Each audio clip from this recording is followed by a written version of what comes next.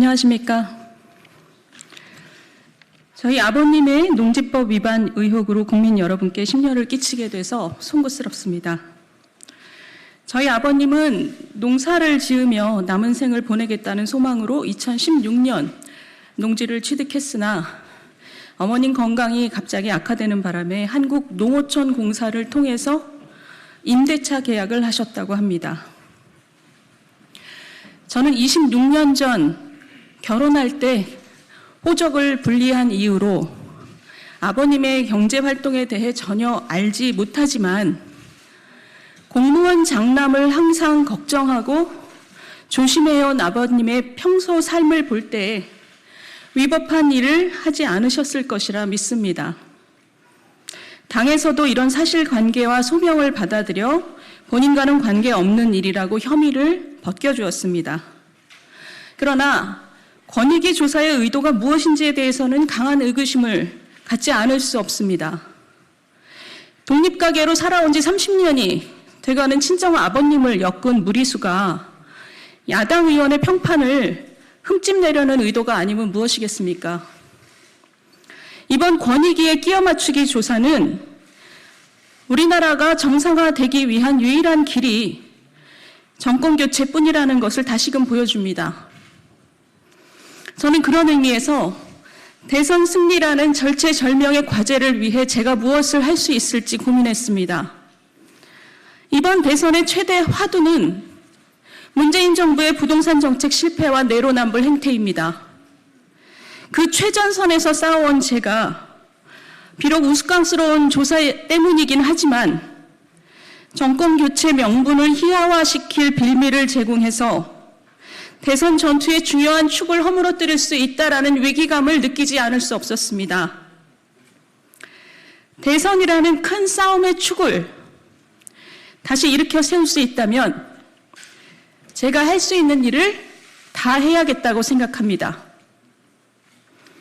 비록 제 자신의 문제가 아니더라도 그동안 문재인 정권과 민주당 대선 후보들과 치열하게 싸워온 제가 국민들 앞에 책임을 다하는 모습을 보이는 것이 정권 교체를 열망하는 국민들과 저를 성원해 주신 당원들께 보답하는 길이라 생각합니다.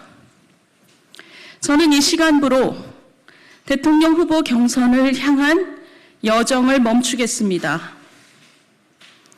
또한 국회의원직도 다시 서초갑 지역구민과 국민들께 돌려드리겠습니다. 그것이 염치와 상식의 정치를 주장해온 제가 신의를 지키고 그리고 자식된 도리를 다하는 길이라 생각합니다.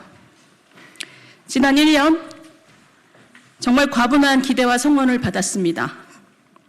이제 일반 국민의 한 사람으로 돌아가 우리 국민의 힘이 강건하고 단단한 정권 교체의 길로 나아가길 응원하겠습니다. 그동안 정말 감사했습니다.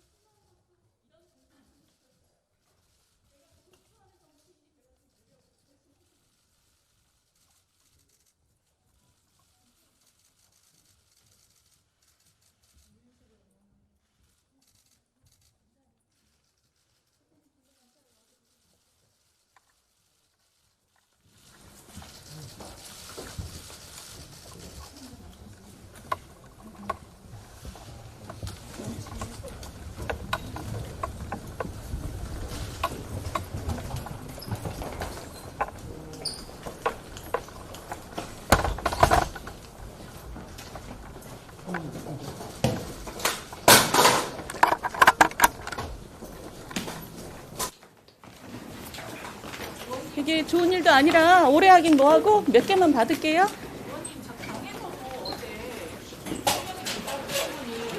당에서도 어제 지도부에서 충분히 소명이 됐고 혐의가 없다라고 했는데 왜 의원직까지 사퇴를 하시는지.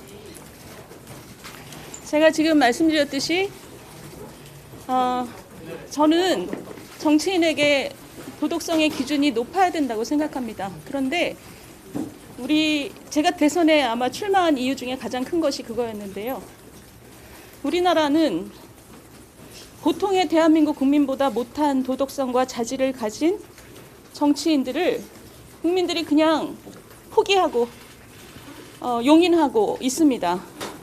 왜냐하면 정치인들은 다 그러려니 하고 생각하는 그런 포기가 국민들 간에 있어요. 저는 지금 여당 대선 후보 보시면 보통의 대한민국 국민이 상상할 수 없을 정도의 낮은 도덕성 수준입니다. 뭐 쌍욕에 음주운전에 얼마 전에 사이코 먹방까지 저는 그런 것을 용인하는 것이 국민들께서 포기를 해서 그런 게 아닌가 생각을 해요. 저는 우리 당도 크게 다르지 않다고 생각합니다. 4년 전 대선 때 우리 당을 벌써 없어져야 하는 정당이라고 조롱하신 분이 지금 대선 후보로 뛰고 있거든요. 이건 국민들이 그냥 정치인들을 포기했기 때문이라고 생각합니다. 저는 그런 모습을 바꿔보겠다고 대선에 출마했어요. 제가 여기서 꺾이지만 그래도 가는 모습은 제가 보고 싶었던 정치인의 그런 길을 가는 것을 국민들이 보시고 이제 정치인을 평가할 때도 도덕성이나 자질을 포기하면 안 된다. 우리 대한민국 국민이 존중할 만한 정치다. 그런 생각을 포기하지 않으셨으면 좋겠습니다. 그런 뜻이 저로서는 굉장히 많았습니다. 비록 제 자신의 일이 아니지만 좋은 정치를 시작하고 싶었던 마음을 이렇게 담고 싶습니다. 다른 거? 위원직 사퇴를 하려면 이제 본회의를 거쳐야 되는데 이제 본회의 표결에서 통과가 안 될 가능성도 있거든요. 이건 좀 어떻게 보세요? 지금 다수당이 민주당이잖아요. 민주당 입장에서는 민주당 대선 후보들을 가장 치열하게 공격한 저를 가결을 안 해준다고 제가 예상하기는 어렵고요. 민주당이 아주 즐겁게 통과시켜 줄 것이라고 생각합니다. 의원님 일각에서는 의원님 서울시장 출마도 좀 염두에 두신다는 얘기도 있어서요. 이 부분도 다시 한번 좀 입장하세요. 그게 제가 생각한 정치인의 모습은 아닙니다. 어제 밤에 굉장히 고민했고요. 이 지역구 구민들에 대한 죄송한 마음이 제일 컸고 저희 지역구 구민들께서 시간이 지나면 제가 얼마나 우리 정치와 우리 당에 충정을 가졌는지 이해해 주실 것이라고 생각하면서 정말 죄송한 마음이 지금 많습니다. 의원직 사퇴 이제 정치를 완전히 떠나야겠다는 선언은 아닌 거죠, 오늘 말씀이시면? 저는 지금 제가 책임지는 방식이 의원직 사퇴라고 말씀드립니다. 저 그 아버지 부분에 대해서 소명을 어제 당에는 하셨는데 저희가 잘 몰라서요. 그 아버지 관계가 의절했다라는 얘기도 들리는데 구체적으로 좀 설명을. 의절이요? 아닙니다. 제가 첫 번째 결혼에 실패했고 결혼할 때 호적을 파서 나왔죠. 그리고 관계가 한참 소원했던 적이 있지만 지금은 보통의 부녀 관계입니다.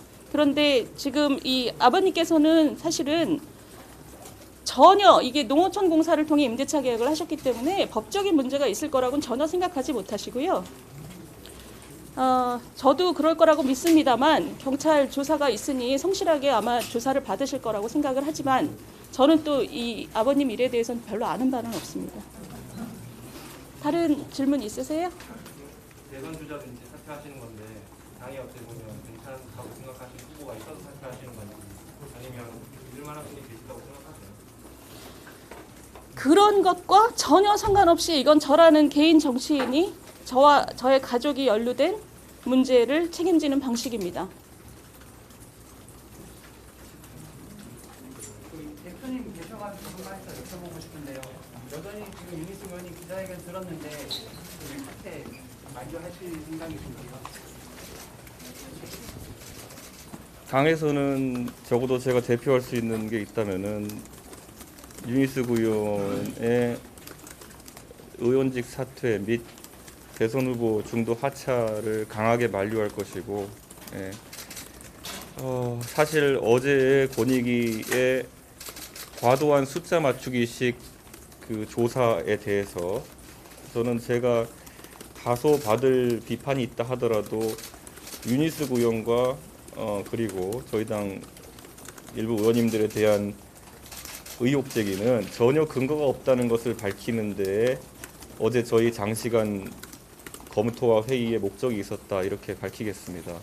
그리고 과거 우리 당의 모 대선 주자를 향한 공격이 들어왔을 때도 절대 우리 국민의힘에서 연좌라는 것은 받아들일 수 없다라고 제가 이제 방송 나와서 언급했었는데, 어제 권익위 조사의 결과를 보면은 최소한의 구성 요건도 되지 않는 것들이거나 아니면은 전혀 의원 개인이 소유관계나 아니면 행위의 주체가 되지 않았음에도 불구하고 연좌의 형태로 이런 의혹 제기를 한 것에 대해서 저는 참 야만적이다, 이런 표현을 쓰겠습니다. 그리고 그런 의미에서 윤희숙 의원님은 잘못한 것이 없고, 윤희숙 의원님이 본인이 책임을 지는 방식이라 하셨지만은 저는 책임을 질 일이 없다고 확신합니다. 그래서 정중하게 이번 결정을 재검토해 줬으면 하는 바람이고, 윤희숙이라는 그 가장 잘 겨린 칼이라고 하는 것은 국회에 있었을 때 가장 그 쓰임새가 있을 것이다 라고 저는 당 대표로서 확신하고 말씀드리겠습니다. 의원님, 권익위 조사 결과 이제 당 지도부 결정으로 6명 호명되신 의원님이 계셨잖아요. 이제 탈당이나 제명을 요구했던 다른 6분에 대해서 좀 어떻게 해야 한다거나 좀 생각하시는 입장 있으실까요? 저는 저의 정치를 할 뿐이고요. 다른 분들의 상황이나 그 자세한 상황을 제가 잘 모르고 지도부가 잘 검토했을 것이라고 믿는 마음이 있고, 그 정도만 제가 말씀드리겠습니다. 각자는 각자의 정치를 하는 거죠. 자, 그러면 되셨으죠? 의원님 자신이 알지도 못하는 부모의 의혹까지도 정치인들은 책임져야 한다고 생각하시는 건가요? 저는 그렇게 생각하지 않습니다. 방금 대표님께서 말씀하셨듯이 우리나라는 연좌제의 나라가 아니고 본인이 통제할 수 없는 일에 대해서 책임지는 것을 요구할 수는 없다고 생각합니다. 그러나 제가 좀 전에 말씀드렸듯이 저는 문재인 정부의 부동산 정책에 대해서 가장 날카로운 비판을 해왔던 사람입니다. 그런 면에서 어제 언론 보도들도 천편일률적으로 제 발언을 희화화하는 내용을 굉장히 많이 내보냈습니다. 제가 그걸 보면서 이렇게 희화화되게끔 내버려둬서는 안 되겠다는 결심을 굳혔습니다. 혹시 향후 정치 행보나 일정에 대해서 생각해 두신 바는 아니, 전혀 없습니다만 저 국회를 나가서도 우리 당이 굉장히 강건하게 나가는 모습을 제가 응원하고 같이 하겠습니다.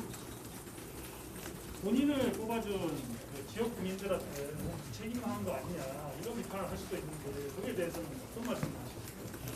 제가 어제 지역 구민들과 저 만남을 가졌고요. 제 이런 생각을 설명을 드렸어요. 근데 뭐 정말 말도 안 된다고 만류를 하셔서 제가 하여튼 더 생각해봤다고 말씀을 드렸고, 제가 집에 가서 보도들을 보면서 사실은 마음을 굳혔습니다. 이렇게 우리 당이 가장 날카롭게 싸울 수 있는 그 운동장을 제가 허물어뜨릴 수는 없다고 제가 생각을 했고요. 지역 구민들께서는, 우리 서초 구민들께서 지금은 한 분 한 분 제가 말씀을 못 드렸기 때문에 서운하실 수는 있지만 제 이런 마음을 시간이 조금만 지나면 이해해 주실 거라고 믿습니다. 자, 그러면 네, 감사합니다.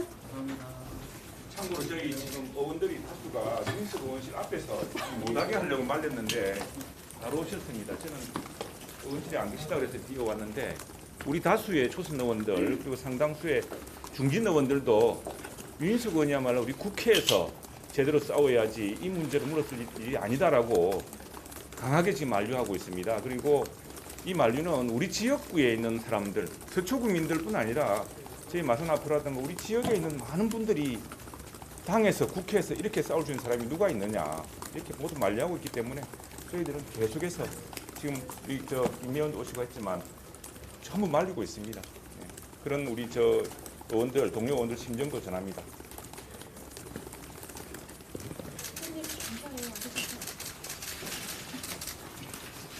말도 안 하고.